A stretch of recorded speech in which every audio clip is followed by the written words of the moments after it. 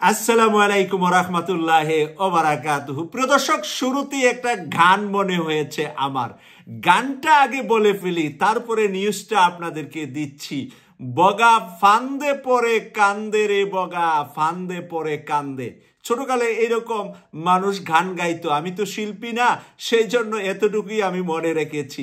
আজকে বগা ফান্দে পড়ে যে কান্দে, ডক্টর ইউনূসের কাছে নরেন্দ্র মোদী কি ভাষায় কেঁদেছেন, মানবজমিন পত্রিকা হেডলাইনটা আপনারা শুনলেই বুঝতে পারবেন, আপনারা বিচক্ষণ মানুষ। তারপরে আমি বিস্তারিত আলোচনায় যাব। প্রথমে হেডলাইনটা বলছি, স্বাধীনতা দিবসে ডক্টর ইউনূসকে মোদী বাংলাদেশের সঙ্গে অংশীদারিত্ব এগিয়ে নিতে প্রতিশ্রুতিবদ্ধ ভারত। বাংলাদেশের সাথে অংশীদারিত্ব এগিয়ে নিতে ভারত প্রতিশ্রুতিবদ্ধ। এই কারণে নিয়ে আমার মায়ের ১৫০০ সন্তানকে ভারতের সৈন্য এসে বাংলাদেশে মেরে চলে গিয়েছে। এই কারণে নিয়ে আমার দেশের ২৫,০০০ মায়ের সন্তানের হাত পা চক্ষু অন্ধ করে দিয়েছে। আর সেই খুনি ডাইনি হাসিনাকে নিজের ঘরে নিয়ে আদর আপ্যায়ন করছে। আর তার দোসরদেরকে ভারতে পাসপোর্ট দিয়ে, ভিসা দিয়ে, বিভিন্নভাবে সহযোগিতা করে ভারতে অবস্থানের সুযোগ দিয়ে ভারত থেকে বসে বাংলাদেশকে উত্তপ্ত করার জন্য এ পর্যন্ত কত শত পরিকল্পনা করেছে, এবং সেই পরিকল্পনা খোলার সবগুলারই আমরা তথ্য পেয়েছি ভারত থেকে আওয়ামী লীগ বা বিজেপি মিলে করে যাচ্ছেন। এবং বিজেপি নেতারা ভারতে বসে হাসিনার সাথে এবং হাসিনার ওই খুনি সন্ত্রাসীদের সাথে বৈঠকের পরে বৈঠক করে কিভাবে বাংলাদেশকে অশান্ত রাখা যায় সেই পরিকল্পনা করছেন। আর সেই পরিকল্পনাকারীর মুখ থেকে শুনলাম অংশীদারিত্ব এগিয়ে নিতে প্রতিশ্রুতিবদ্ধ ভারত। এই হলো বগা ফান্দে পড়ে কান্দে। আজকে ডক্টর মোহাম্মদ ইউনূস স্যার যাচ্ছেন চায়নাতে, তার বাবার বাড়িতে। ভারতের বাবার বাড়ি হলো চায়না, যার নাম শুনলে নরেন্দ্র মোদী ওই নিজে চা বিক্রি করতেন, তো এই জন্য ১ কাপ গরম চা আগে খায়। নাম শুনলে চায়নার কেঁপে উঠেছে এই নরেন্দ্র মোদী। সেই মোদী আজকে যখন ডক্টর মোহাম্মদ ইউনূস ২৬শে মার্চ কাকতালির মতো একই দিন পড়ে গিয়েছে চায়না সফর, আর সেই সফরে যাওয়ার আগ মুহূর্তে সে একটি বার্তা পাঠিয়েছে ডক্টর মোহাম্মদ ইউনূসের কাছে। এখানে যা লিখেছে, বাংলাদেশের স্বাধীনতা দিবসে পাঠানো বার্তায় শান্তি, স্থিতিশীলতা, সমৃদ্ধির জন্য দুই দেশের অংশীদারিত্বে এগিয়ে নিতে প্রতিশ্রুতি পূর্ণ ব্যক্ত করেছেন ভারতের রাষ্ট্রপতি ও প্রধানমন্ত্রী নরেন্দ্র মোদী। রাষ্ট্রপতি এবং প্রধানমন্ত্রী দুইজনে একই সাথে একটি বার্তা পাঠিয়েছেন। আমরা এখানে কি লিখেছে আপনাদের সামনে তুলে ধরছি। প্রধান উপদেষ্টা ডক্টর মোহাম্মদ ইউনূসকে পাঠানো এক বার্তায় মোদী বলেন, শান্তি, স্থিতিশীলতা ও সমৃদ্ধির জন্য আমাদের দুদেশের যে আকাঙ্ক্ষা তার দ্বারা পরিচালিত হয়ে এবং একে অপরের স্বার্থ উদ্বেগের প্রতি পারস্পরিক সংবেদনশীল ভিত্তিতে আমরা এই অংশীদারিত্বে এগিয়ে নিতে প্রতিশ্রুতিবদ্ধ। উনি ওয়াদাবদ্ধ, প্রতিশ্রুতিবদ্ধ। আমাদের দেশে এসে খুন খারাপি করার প্রতিশ্রুতি আমরা দিয়ে রেখেছি, তাই না? বাংলাদেশের জনগণ তাকে প্রতিশ্রুতি দিয়েছে যে প্রতিদিন ফেলানির মতন সে কাঁটাতারের ভিতরে ঝুলিয়ে রাখবে আমাদের মায়ের সন্তানদেরকে। আর তাকে আমরা বলবো, আমাদের প্রতিবেশী বন্ধু দুস্থ, আসো তোমার ধুতি খোলা হবে। বাংলাদেশের মানুষ পেলে তাকে ধুতি খুলে খান খান করে দিবে, কারণ বাংলাদেশের মানুষ একবার পেয়েছিল। আর সেই আলেম ওলামাদের প্রতিবাদের কারণে আলেম ওলামাদের উপরে কি নির্যাতন হয়েছিল, মামুনুল হক সহ যাদের উপর নির্যাতন হয়েছিল, এই নরেন্দ্র মোদীকে প্রত্যাখ্যান করার জন্য খুনি ভারতে এত মানুষকে খুন খারাপি করার কারণে, মুসলমানদেরকে খুন খারাপি করার কারণে যে বাংলাদেশে প্রতিবাদ হয়, সেই প্রতিবাদী মানুষগুলাকে কিভাবে নির্যাতন সে তার দোসর হাসিনার মাধ্যমে বাংলাদেশে করেছে, বাংলাদেশের মানুষ ভুলে যায় নাই। আর তার এই ফান্দে পড়ে কান্দা বাংলাদেশের মানুষ শুনবে না। আর ডক্টর মোহাম্মদ ইউনূস এক কানে শুনবে, আর এক কানে এটা বের করে দিবে, কারণ ইউনূস পেলেই তাকে সহ আটকাবে। কারণ বর্তমান সময়ে আইনটা আমাদের এইভাবেই এগিয়ে যাচ্ছে যে নরেন্দ্র মোদী সহ আসামি হচ্ছে বাংলাদেশের আন্তর্জাতিক অপরাধ ট্রাইব্যুনালে।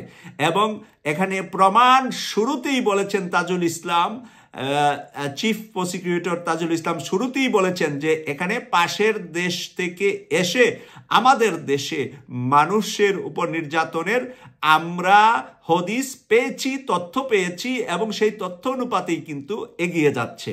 আমরা হয়তোবা সামনের কিছু দিন অপেক্ষা করব, এরই মাঝে হয়তোবা আমরা দেখতে পাবো আদালতের মাধ্যমে মোদিকে টানে আনা হচ্ছে। যদি বাংলাদেশে আনা না যা, আন্তর্জাতিক আদালতে এই মোদিকে, এই হাসিনাকে নিয়ে কাঠগড়ায় দাঁড় করাবে এই ডক্টর মোহাম্মদ ইউনূস। এই ডক্টর মোহাম্মদ ইউনূসের প্রতিশ্রুতি হলো ওইটা।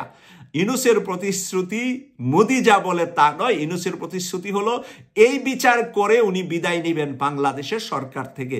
উনি কিন্তু টাইমটা গতকাল একেবারে পরিষ্কার করে দিয়েছেন যে আগামী ডিসেম্বর থেকে আগামী জুন পর্যন্ত সময় লাগতে পারে। 26 জুন পর্যন্ত ম্যাক্সিমাম সময়টা উনি দিয়েছেন।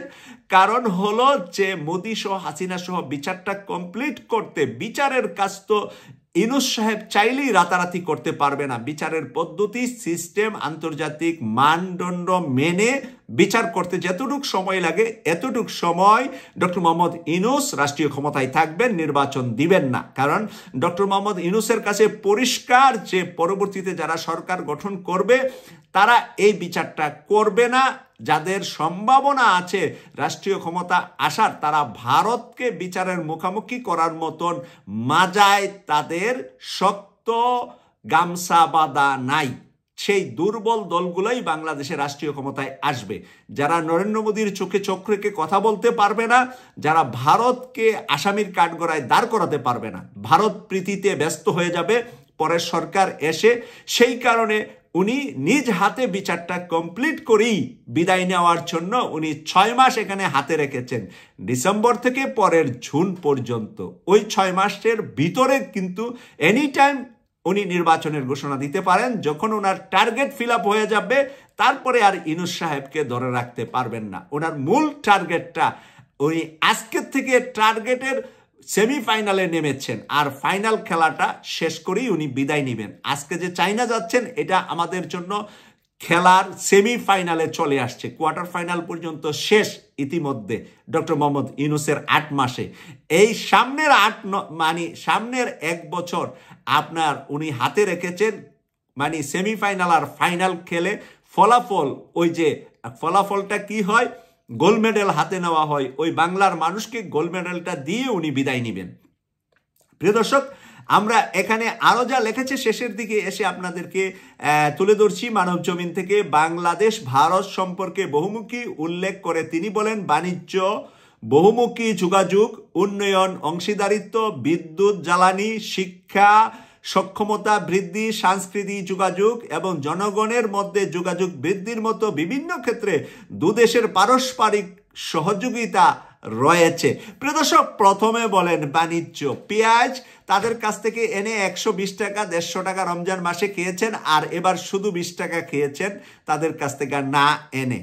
বহুমুখী যোগাযোগ, তাদের বহুমুখী যোগাযোগ হলো তাদের 7 সিস্টারের সাথে আমাদের দেশের উপর দিয়ে আমাদের পোর্ট ব্যবহার, রাস্তা ব্যবহার সব করবে বিনা ট্যাক্সে। এটা হলো তাদের বহুমুখী যোগাযোগ আমাদের সাথে, যেটা আন্তর্জাতিক মান নষ্ট করে। কারণ পৃথিবীর যে কোনো দেশের আকাশের উপর দিয়ে প্লেন গেলে যদি আপনার ট্যাক্স দিতে হয়, জমিনের উপর দিয়ে আমাদের রাস্তাঘাটের ব্যবহার করে তাদের মালামাল নিবে এবং তারা আমাদেরকে কোনো ট্যাক্স দিবে না। তো সেই কারণে তার যে কথাগুলো বলছে দেখেন, উন্নয়নের অংশীদারিত্ব চুরি করে 71-এ আমাদের দেশের সকল সোনা গয়না দামি জিনিস ওরা নিয়ে গিয়েছে।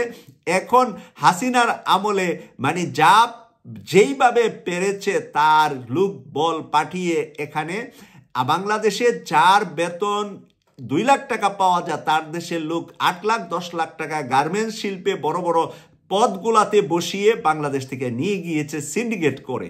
বাংলাদেশের শিল্প কারখানার মালিক যারা, তারাও তো দুর্নীতিবাজ, ব্যাংক থেকে দুর্নীতি করে টাকা নিয়েছে। এখন আওয়ামী লীগের মন্ত্রী এমপিদের মানে টেলিফোনে এবং সুপারিশে ভারতীয় নাগরিকদেরকে বড় বড় গার্মেন্টস শিল্পগুলার বড় বড় দায়িত্বগুলা দিয়ে এইভাবে বাংলাদেশের মানুষকে বঞ্চিত করে এই ভারতীয়দেরকে বড় বড় বেতনে চাকরি দিয়েছে। এবার লিখেছে জ্বালানি, বিদ্যুৎ ও জ্বালানি। আচ্ছা, আপনারা বলেন যে গত বছরের রমজানে বিদ্যুৎ কি এরকম পেয়েছিলেন আর এবারের রমজানে বিদ্যুৎ কেমন পেয়েছেন? ডক্টর মোহাম্মদ ইউনূসের হাত ধরে ওরা যদি আমাদেরকে বিদ্যুৎ দিত গত 15 বছর বা 20 বছর বা 10 বছর আপনারা দেখেন, আর এই ডক্টর ইউনূসের 8 মাস দেখেন এবং এবারের রমজানের সাথে তুলনা করেন, গত রমজানে আপনারা বিদ্যুৎ আগের চাইতে ভালো পেয়েছেন না খারাপ পেয়েছেন? আমি যতটুকু জানি গ্রামগঞ্জ সব জায়গায় এবারের রমজানে শান্তিপূর্ণভাবে বিদ্যুতে মানুষের কোনো অসুবিধা হয় নাই। আমি যতটুকু জানি আপনাদেরকে শেয়ার করলাম। এবার শিক্ষা খাতের কথা বলা হয়েছে। কলকাতা থেকে ছাপিয়ে আনা হতো মূর্তি আর কোরআনের ছবি একসাথে রেখে আমাদের শিক্ষা পাঠ্যপুস্তক বইয়ে শিশু কোমলমতি বাচ্চাদেরকে একসাথে করে দেওয়া হতো, সেইগুলা বন্ধ হয়েছে। এখন তার হাহাকার যে শিক্ষা নাকি তার সাথে আমাদের যোগসাজ আছে। তারপর দেখেন সাংস্কৃতিক যোগাযোগ, সাংস্কৃতিক যোগাযোগে কিছু নর্তকী মানে আপনারা বুঝে নেবেন কারে কারে বাংলাদেশে আগে আনা হতো এবং তাদেরকে এনে আবার মন্ত্রী এমপিদের সাথে হোটেলে রাত যাপনের ব্যবস্থাও করা হতো। সেই ব্যবসাটা মানে এই যে মানে খারাপ ভাষায় তো এখন রমজানের মাস আমি বলতে পারছি না, আপনারা বুঝে নেবেন ওই ব্যবসাটা ওদের বন্ধ হয়ে গিয়েছে। এই জন্য তাদের সাথে আমাদের সাংস্কৃতিক সম্পর্কের দরকার। তারা ওই সংস্কৃতি করে, তারা কোনো সুস্থ সংস্কৃতি করে না যেটার ভিতরে মানে জনগণ বা বাচ্চাদের এবং ইয়াং জেনারেশনের উন্নয়ন হবে। এই সংস্কৃতি ভারত থেকে আনার মতো কিছু নাই। থাকলে ইরানে আছে, থাকলে অন্যান্য দেশে আছে যেই সংস্কৃতি, বাংলাদেশ থেকে তুরস্ক আছে, ইরান আছে। এই সমস্ত দেশ থেকে আমরা যদি সংস্কৃতির অঙ্গনে ডেভেলপ করি তাহলে আমাদের শিক্ষণীয় অনেক সিরিজ, অনেক কিছু তারা আমাদেরকে সহযোগিতা করতে পারবে। আশা করি আপনারা বুঝতে পেরেছেন এবং আপনারা নিয়মিত ইরানি এবং তুরস্কের বিভিন্ন সিরিজ দেখেন। অনেক আমার বন্ধু বান্ধবরা দেখে, অনেক ফ্যামিলি দেখে, আমাকে অনেক সময় বলে এবং তারা খুব পছন্দ করে। এই সিরিজগুলা আমাদের কালচারের সাথে, আমাদের নৈতিকতার সাথে, আমাদের শিক্ষার সাথে মিল আছে। প্রিয় দর্শক, কেটিভি 24-কে সাবস্ক্রাইব করে এবং আমাদের মেম্বারশিপ নিয়ে আমাদের হাতকে শক্তিশালী করবেন, এই প্রত্যাশা রেখে এই ব্রেকিং নিউজটি এখানেই শেষ করছি। আমি সৈয়দ মাসুক, লন্ডন থেকে। আল্লাহ হাফেজ।